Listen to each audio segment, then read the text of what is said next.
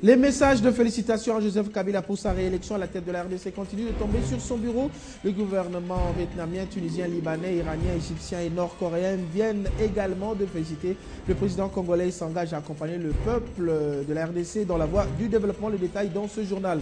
L'application de la taxe sur la valeur ajoutée TVA au centre d'une discussion ce mardi entre le ministre des Finances et les membres de la Fédération des entreprises du Congo FEC. Il s'agissait de démontrer le bien fondé de cette taxe. Durant près de 3 heures, les membres de la FEC ont reçu des éclaircissements sur l'application de cette nouvelle taxe. Et puis l'actualité, c'est aussi l'arrivée ce mardi à Mujima du vice-président de la CENI. Sur place, Jacques Njoli, en charge avec les contentieux électoraux, aura des entretiens avec les différents protagonistes des circonscriptions à problème. Bienvenue à tous et merci d'avoir choisi Télé 50 pour vous informer. Nous l'annoncions en titre. Donc à l'ouverture de ce journal, les messages de félicitations à Joseph Kabila pour sa réélection à la tête de la RDC continuent de tomber. Les gouvernements vietnamiens, tunisiens, libanais, iraniens, égyptiens et nord-coréens viennent également de féliciter le président congolais. Ces différents pays s'engagent donc à accompagner le peuple de la République démocratique du Congo dans la voie du développement. Suivez cet élément de Jimmy Mavouba rendu par Arlette Matondo. Après les félicitations du Premier ministre belge Elio Di Rupo et de la directrice générale du FMI Christine Lagarde, des messages de félicitations au président de la République Joseph Kabila Kabange continuent d'arriver sur table. Il s'agit des messages de président de la République socialiste du Vietnam, Truong Thanh Son, de la Tunisie Monsef Marzouki et de la République libanaise, le général Michel Sleiman et d'Iran Mahmoud Ahmadinejad. Le chef du Conseil suprême des forces armées égyptiennes, Hussein Tantawi, et Kim Jong-nam, président de l'Assemblée suprême de la République populaire démocratique de Corée, ont aussi félicité le président réélu. Ces différents messages sont également une marque de considération pour le processus électoral en RDC. Ces 6 pays s'engagent également à accompagner le peuple congolais dans la voie du développement. Il s'agit également de prouver que les relations d'amitié et de coopération existant entre la RDC et ces pays seront consolidées et de plus en plus développées durant ce mandat. L'application de la taxe sur la valeur ajoutée TVA était ce mardi au centre d'une discussion entre le ministre des Finances, la Direction générale des impôts et les membres de la Fédération des entreprises du Congo. Il s'agissait de démontrer le bien fondé de cette nouvelle taxe. Durant près de 3 heures, les membres de la FEC ont reçu des éclaircissements sur l'application de la TVA. Crispin Chibassou, Doudou Chamala était présent pour le compte de Télé 50. TVA, taxe sur la valeur ajoutée. Le gouvernement de la République démocratique du Congo tient à dissiper les malentendus.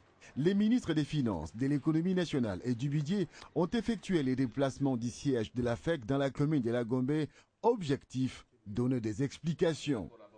Venus de Kinshasa et des provinces, les opérateurs économiques ont échangé avec la délégation gouvernementale conduite par les ministres des Finances, Matata Mpogno.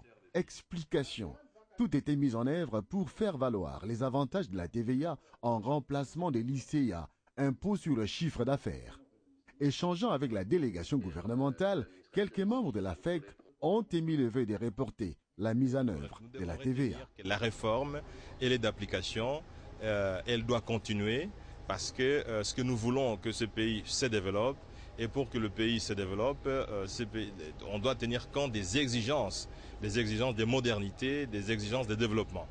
Et la TVA est une taxe moderne qui va favoriser non seulement la mobilisation des ressources, mais on l'a démontré, elle permet de pouvoir mieux réguler le prix des revenus et elle permet aussi donc à la population de ne pas subir une taxation à cascade. Les concertations débutées ces jours entre la FEC et le gouvernement congolais devront donc se poursuivre pour la mise en application des structures de fixation des prix.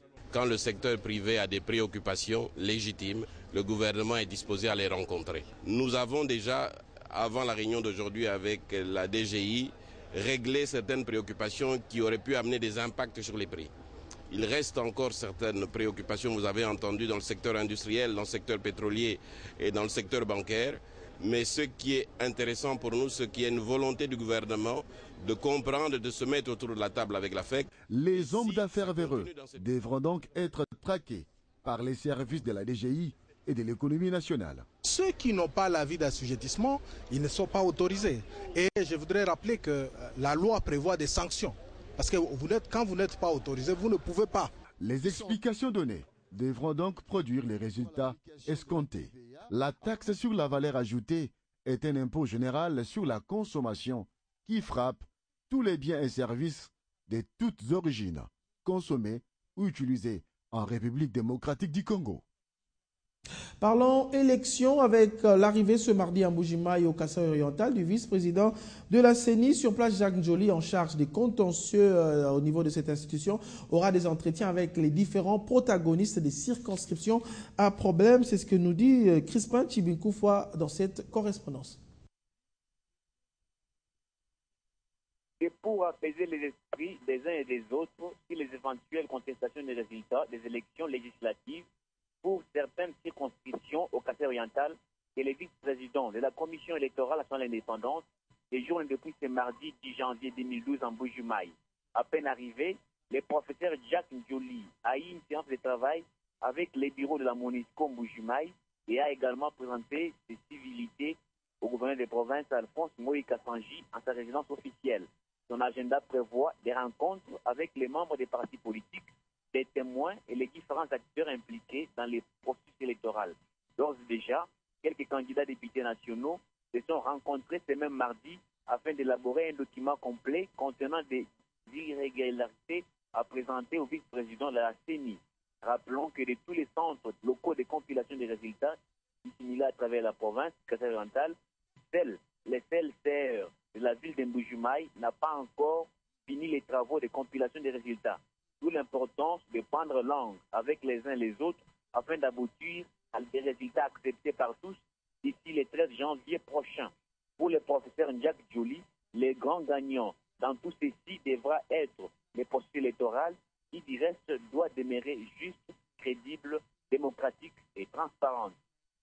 Et puis, Mbuji-Mayi, Crispin Tchibinkoufwa, de la 50. L'Union africaine et les Nations unies se disent satisfaites des discussions avec les dirigeants de la République démocratique du Congo sur la participation des troupes congolaises à des opérations transfrontalières contre l'armée de résistance du Seigneur LRA. L'annonce, il faut le rappeler, a été faite lundi par l'envoyé spécial de l'Union africaine pour la question de la LRA. Il s'appelle Francisco Madeira. Plus de détails avec Grace Salambo. L'Union africaine dit avoir obtenu des garanties quant à la contribution significative de la RDC dans la mise en œuvre de l'initiative de coopération régionale de l'Union africaine contre la LRA. La mission conjointe de l'Union africaine et de l'ONU dans les pays affectés par la LRA demande à la République centrafricaine, le Soudan du Sud, l'Ouganda et la RDC de procéder à des opérations transfrontalières anti-LRA. L'envoyé spécial de l'Union africaine pour la question de la LRA, Francesco Madeira, a déclaré qu'il a eu raison de faire cette mission qui va permettre à l'Union africaine de savoir comment orienter ses actions futures pour une meilleure coordination de la lutte contre la LRA. Le gouvernement congolais souhaite que les États-Unis investissent davantage dans la lutte contre la LRA, un fléau qu'il considère comme une composante du terrorisme international. Sachez aussi que N'Djamena au Tchad abritera le 15 janvier le 15e sommet des chefs d'État membres de la communauté économique des États de l'Afrique centrale CEAC, d'après un communiqué de cette institution d'intégration régionale dont le siège est basé à Libreville. Ce sommet, il faut le rappeler, a été reporté à plusieurs reprises pour des raisons de calendrier des chefs d'État de la sous-région. Suivez. Le 15e sommet des chefs d'État membres de la communauté économique des États de l'Afrique centrale sera précédé du 10 au 14 janvier par plusieurs réunions des institutions spécialisées comme le Conseil des ministres des États membres. Les questions de sécurité, notamment en Centrafrique, en République démocratique du Congo et au Burundi où sévit la rébellion de l'armée de résistance du Seigneur de Joseph Kony, domineront donc les débats. La sécurité du golfe de Guinée, une région riche en pétrole dont font partie plusieurs membres de l'institution, sera également évoquée pendant cette rencontre, d'après Chine Nouvelle qui a livré cette information. Le secrétaire général de la CEAC, le général Louis-Sylvain Ngoma, fera à l'occasion un rapport des activités de l'institution de 1999 à 2011. Le sommet se penchera par ailleurs sur les questions relatives à l'intégration régionale à travers les ambitieux projets de création d'une zone de libre-échange et la libre circulation des personnes. Créée le 8 octobre 1983, la CEAC regroupe 10 membres contre 11 à sa création. Le Rwanda, jugeant l'institution peu opérationnelle, s'est retiré. Les autres États membres sont l'Angola, le Burundi, le Cameroun, la Centrafrique, le Congo, la République démocratique du Congo, le Gabon, la Guinée équatoriale, Sao Tomé et Principe et le Tchad. Démenti sur la mort du président de l'Assemblée provinciale du Katanga, Gabriel Kyungwa-Kumwanza, est bel et bien vivant et en bonne santé, contrairement à la rumeur qui circulait pour la énième fois sur le net. Justement, nous sommes en ligne avec lui, monsieur Kyungu. Votre réaction face à cette rumeur selon laquelle vous seriez mort et quel est votre état de santé?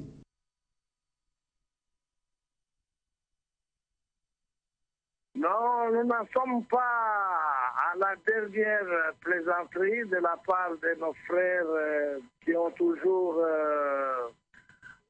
cherché ma mort, même à l'Internet.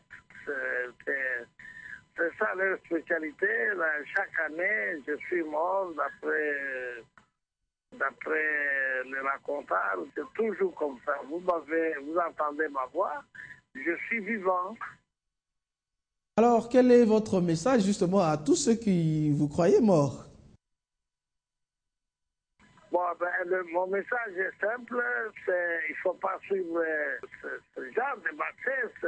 Bon, une mort, vous savez, il n'y a que seul le Créateur, le bon Dieu, qui peut décider de la mort de quelqu'un, mais pas de combien de mortels qui sont tout simplement méchants et qui essayent de vouloir faire répandre toutes ces rumeurs parce qu'ils ont une haine viscérale à mon endroit. Mais sinon, à tous mes fans, à tous mes sympathisants, à tous mes amis, à tous les frères, à tous les amis avec qui nous combattons ensemble pour la démocratie dans notre pays, qu'ils se tranquillisent.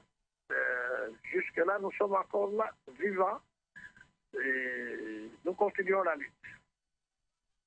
Merci, M. Kyungwa-Kumwanza. Je rappelle que vous êtes président de l'Assemblée provinciale du Katanga et de votre parti politique l'UNAFEC, membre de la majorité présidentielle. Changeant de chapitre dans l'optique de la continuité des 5 chantiers dans son volet infrastructure, le bâtiment du Centre de commerce international CCIC qui abritera le prochain sommet de la francophonie à Kinshasa est en pleine réhabilitation. Une fois les travaux terminés, ce bâtiment gigantesque sera transformé en hôtel 5 étoiles. C'est ce que nous dit Guilain Louzamba.